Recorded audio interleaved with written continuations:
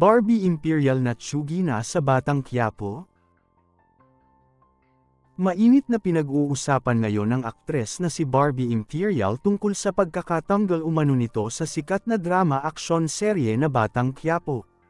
Ayon sa lumalabas na balita na ilang araw lamang umano ang ipinaalam na bakasyon ng aktres at hindi ilang linggo sa aktor-direktor na si Coco Martin. Naging maingay ang nasabing usapin nang maglabasan ng mga larawan ng aktres kasama ang napapabalitang boyfriend nito na si Richard Gutierrez sa bansang Italy. Isa si Richard Gutierrez sa pangunahing tauhan sa bagong action serye na Incognito kasama si Daniel Padilla. Kabilang rin sina Ian Veneracion, Maris Racal, Anthony Jennings at Carla Estrada.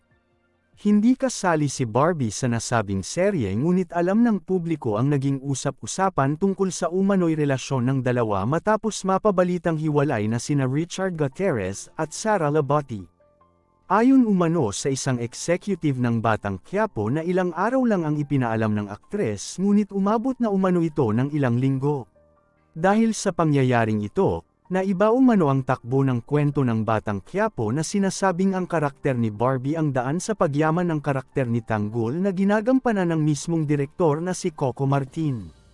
Marami tuloy ang netizen ang nagsasabi na baka pagsimulan nito ng isyu sa production ni Direk Coco Martin. Hindi lingid sa publiko na maraming artista ang gustong mapabilang at maging guest sa sikat na seryeng Batang Quiapo. Kaya't hindi may kakaila na ang ginawang pag-iwan sa commitment ni Barbie sa Batang Quiapo ay hindi basta-basta. Komento ng ilang netizen na hindi na kayang itago pa ni Barbie Imperial ang pag-ibig nito kay Richard Gutierrez dahil sinundan pa umano nito kahit alam niyang mayroon itong ibang dapat pagtuunan. Naghihintay tuloy ang mga netizen sa pag-amin ng dalawa dahil sa pagkalat ng kanilang larawan online. Anong masasabi niyo sa usapin na ito? Ibahagi lang ang inyong opinyon sa aking comment section. At kung bago ka pa lang sa